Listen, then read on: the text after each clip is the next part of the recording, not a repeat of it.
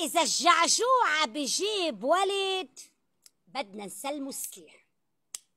هيدي الكلمة قالوها تبعون الأصفر، وقامت الدنيا ما قعدت على طعون الأصفر. تربية الخمنائي، تربية الخمنائي. طيب انتو يا عملة يعني حليل تشتموا أعراض لطعون الأصفر. هيدي حليل. حليل لما أم الشهاد بتكون عم بتدور على ابنها بتقولوا لها لقيتي ابنك لفطيسة. يعني حليل. هيدي حلال عندكم انتو طبعا.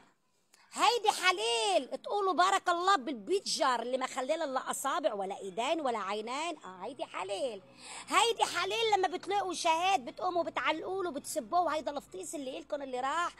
هدول كلن حليل. انتوا عندكم حلال يعني. هن حرام يعني ردوا عليكم بالجعجوعه. لا، هيدي تربيتكم انتوا، تربيتكم انتوا العاطله. انتوا نيس صهاينه. تصوروا انتوا شو صهاينه.